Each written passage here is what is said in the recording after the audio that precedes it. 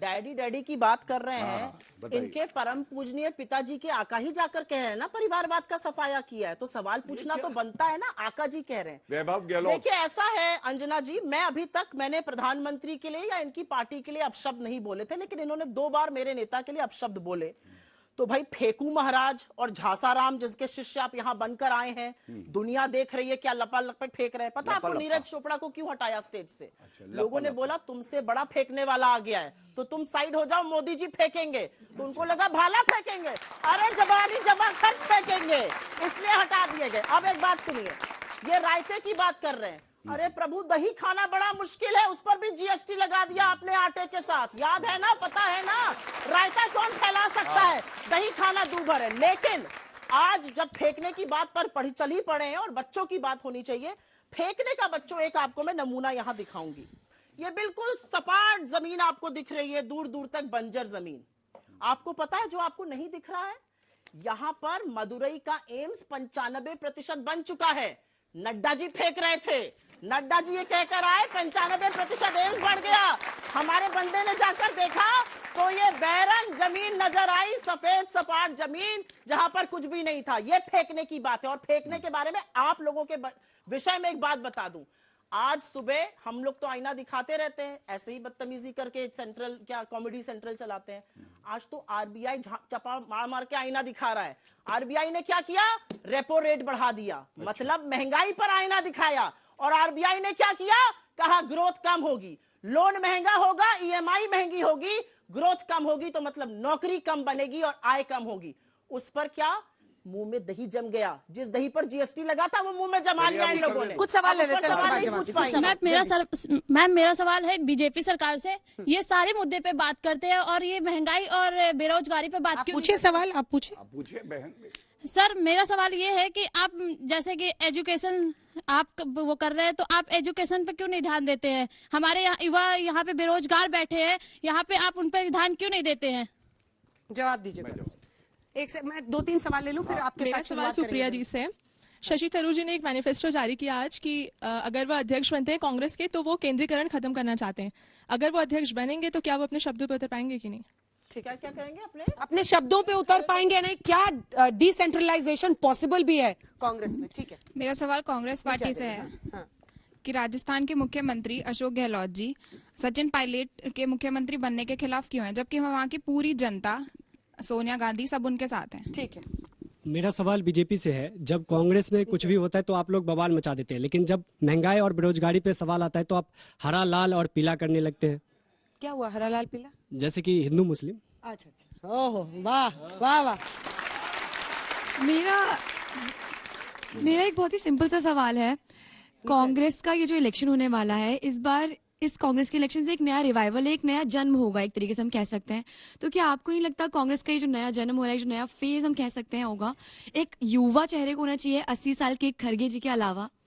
ठीक है, चलिए एक आखिरी सवाल लेके अब आप लोग बैठे अगले राउंड में। मेरा सवाल बीजेपी से है कि जब कांग्रेस कुछ करती है तो आप उस पर सवाल उठाते हैं, लेकिन जब एग्जाम होते हैं बड़े बड़े तो वो लीक हो जाते हैं, तो आप उन्हें प्रॉपरली सॉल्व क्यों नहीं करते? कहीं ना कहीं डिपार्टमेंट का ही तो होता है ना, कि वहीं से तो निकलता है, तभी तो पेपर लीक होता है, अदरवाइज लीक तो नहीं होगा ना। तो आप उसे एग्जाम लीक होता है, बेरोजगारी का मुद्दा है, स्कूलों के शिक्षा के तमाम मुद्दे हैं, और वो जो कहा ना उन्होंने, हरा लाल पीला करने लगते हैं आप ऐसे मुद्दों पर। देखिए, सबसे पहले तो फर्क क्या है मैं ये बता दूं। खड़गे जी का नाम आया है और मैं प्रमाण के साथ आया हूं। खड़गे जी की असली हैसियत कांग्रेस पार्टी में क्या है ये देखिए। ये स्टार प्रचारक की लिस्ट है। पहले नंबर पे है सोनिया गांधी, दूसरे नंबर पे है राहुल गांधी, तीसरे नंबर पे है प्रियंका गांधी वाड्रा, और उसके नीचे नाम है खड़गे जी का। और ये महंगाई पर आपका जवाब है? मैं ये महंगाई पे सारी उनकी भी बात को नहीं दूं? अच्छा, पहले महंगाई चाहती है? हाँ, पहले महंगाई और पहले महंगाई पे जो बच्चों के सवाल है उसके बाद उस क्यों नहीं? ये बच्चे हमारे ही है ना। एक 51 साल का छोड़ दीजिए जो भारत तोड़ो यात्रा में है, बाकी सारे बच्चे हमारे ही है। देखिए, मेरी बहन ने कहा कि आप महंगाई पे और बेरोजगारी पे बात नहीं करते हैं। तमाम शो में आया हूं, लेकिन फिर भी आंकड़ों से उत्तर देता हूं। सबसे पहले महंगाई की बात करते हैं। एक एक आंकड़ा जो रख रहा हूं इसको चेक कर लीजिएगा। इनके समय में 10 साल सरकार रही, औसतन महंगाई, इन्फ्लेशन रेट जो रहा वो डबल डिजिट में रहा, 10% तक पहुंच गया। हमारी 8.5 साल सरकार रही मोदी जी के नेतृत्व में, औसत महंगाई जो है वो 3.5 से 4% थी। अभी भी जब बड़ी कोविड की महामारी में तो 7% तक पहुंची, और जो रेपो रेट बढ़ाने का है वो आरबीआई मेजर्स लेता है कि महंगाई कम हो। पहली बात तो ये। दूसरी बात बेरोजगारी की करी। पहले अपने आंकड़े देता हूं, ईपीएफ डेटा, नई जॉब्स कितनी लगी हैं 2021 का डेटा, लास्ट डेटा है, लेटेस्ट डेटा है 1.3 करोड़ इन द ईयर 2021, ये हमारा है। दूसरी बात मुद्रा योजना, 38 करोड़ से 40 करोड़ लोन जो दिए गए हैं, 38 करोड़ से रोजगार के अवसर मिले हैं आप जैसे युवाओं को। तो बेरोजगारी है ही अभी नहीं देश एक में। मिनट रुक जाइए, है कि नहीं है? अभी अंजना जी प्लीज। तीसरी बात, एक तुलनात्मक बात जरूर होनी चाहिए कि उंगली कौन उठा रहा है। आप बताइए सबसे ज्यादा बेरोजगारी बड़े प्रदेशों में कहां है? राजस्थान में 30%, 30%, उत्तर प्रदेश में 4% से नीचे, गुजरात में 2% है, और जो मध्य प्रदेश है 2% है, महाराष्ट्र में 2.5% है। तो कम से कम अगर बेरोजगारी की बात ये लोग पूछते हैं तो उत्तर देंगे। इनसे तो ये पूछना चाहिए, गहलोत जी दिल्ली बार बार भाग के आते हैं, वहां के जो बेरोजगार हैं उन्हें लखनऊ जाना पड़ता है प्रियंका वाड्रा से मिलने। तीसरी बात जो अब मैं अपनी रखना चाहता हूं, देखिए इन्होंने बार बार कहा प्रधानमंत्री जी के लिए अब शब्द कहे, आज की बात बताता हूं। कौन गौरवान्वित नहीं होता जब ऐसा प्रधानमंत्री हो।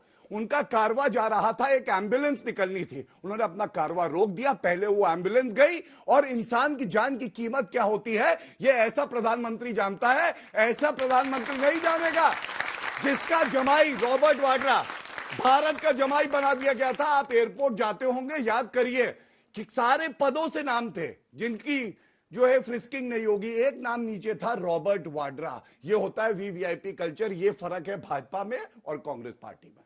अब आपकी बारी है। मैं अपनी बारी बताने से पहले, उन्होंने खड़गे साहब पे बच्ची ने पूछा कि अगर आपको एक उसका बदलाव जवाब ही मैंने- करना था। मेरे पास तीनों सवाल हाँ, हैं कि आप तीनों युवा सवाल। को क्यों नहीं लाई, सचिन हाँ। पायलट की बात करी, और और सचिन पायलट। हमारा नया जन्म ठीक। होगा, उस पर मैं बात करूंगी। लेकिन क्योंकि महंगाई के सवाल से बचे, इनसे मैं पूछ लेती हूँ, रुपए को कोमा में क्यों पहुंचा रहे हैं? 82 के पार रुपया हो गया है, क्या शतक लगवाने का इरादा है?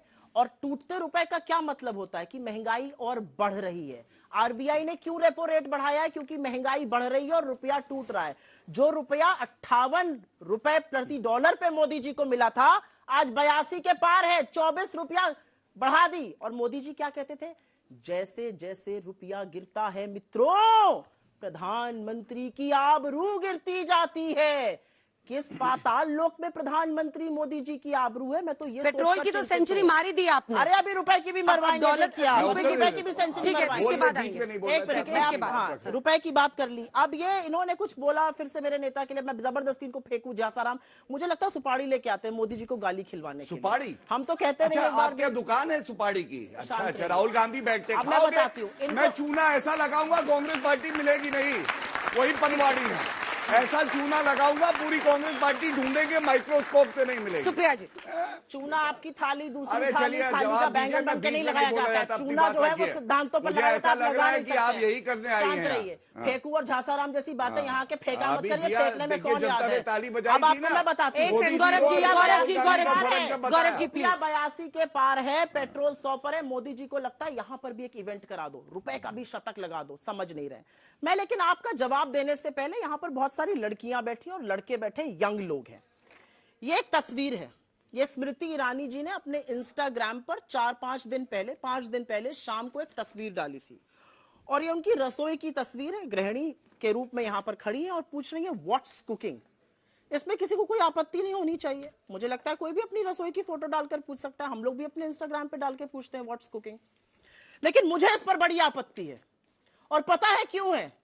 क्योंकि नवरात्र चल रहा है और हम देवी को पूछते हैं। और जब ये फोटो उन्होंने लगाई थी तब उत्तराखंड की अंकिता की हत्या भाजपा के नेता के लड़के ने अपने रिजॉर्ट में करी थी, और उत्तराखंड की भाजपा सरकार ने उस लड़की के कमरे पर बुलडोजर चलाकर सबूत मिटाने का काम किया था। महिला और बाल विकास मंत्री स्मृति ईरानी को अंकिता के साथ इतनी संवेदनशीलता नहीं आई। वो कह रही है what's cooking. I give a damn what's cooking in your kitchen. I want to know what's happening with women. मैं ये पूछना चाहती हूँ, प्रधानमंत्री महोदय जी ने अच्छा काम किया, 50 लोगों ने पहले किया है, एम्बुलेंस को जाने दिया। उसी गुजरात में प्रधानमंत्री हैं, गए हैं ना प्रधानमंत्री मोदी गुजरात में? 11 बलात्कारियों पर क्या बोला चिल्ला क्यों प्रधानमंत्री नहीं है मोदी जी ने? मैं ये जानना चाहती हूँ। नवरात्र में महिलाओं की बात होती है, हमारे देश में लड़कियों को पूजा जाता है, अच्छा। एम्बुलेंस को जाने दे रहे हैं और 11 बलात्कारियों को रिहा करते हैं। क्या बात आप करिएगा? चलिए, अब मैं उत्तर दोनों दे दूं सवालों अब का मैं? जवाब दे देती ठीक है, हूं। पूरा कर ले वो। इन्होंने कांग्रेस बच्ची पार्टी ने के मुझसे सवाल। पूछा कि वो नहीं सचिन याद पायलट रहेगा। जी क्यों नहीं। मैं एक चीज बोलना चाहती हूँ, मुझे लगता है मैं खुद युवा हूं और मैं युवाओं से इंटरेक्शन करती हूँ, रिकग्नाइज करती हूँ। पॉलिटिक्स एक ऐसी चीज है, और शायद मैं एक अनकंफर्टेबल ट्रूथ बोल रही हूं। पॉलिटिक्स एक ऐसी चीज है जहां पर यौवन का, युवा का और एक्सपीरियंस का सामंजस्य बहुत जरूरी है। 9 बार का चुना हुआ एमएलए, 2 बार के चुने हुए सांसद, एलओपी राज्यसभा और लोकसभा में रह चुके, पीसीसी रह चुके, सीएलपी रह चुके, ट्रेड यूनियनिस्ट रह चुके, 1969 से जिसने अपने जीवन की शुरुआत एक जिला अध्यक्ष के रूप में करी थी। मुझे तो बड़ा फक्र है कि हम उनको बना रहे हैं, और मुझे पूरी उम्मीद है कि सचिन पायलट जैसे नेताओं का भविष्य में और आने वाले वक्त में, आने वाले सालों में सीएम नहीं बहुत- बनेंगे क्या? आपकी बातों से ऐसा लग रहा है। नहीं, मुझे लगता है कि ये decision सीएम जो इन है- वेटिंग ही छोड़ दीजिएगा उनको। नहीं, यहां पर एक सवाल पूछा गया कि सारा राज्य और सोनिया जी चाहती हैं। सोनिया जी क्या चाहती हैं इसका तो मैं भी जवाब नहीं दे सकती हूं, तो आप तो बिल्कुल नहीं दे सकते हैं।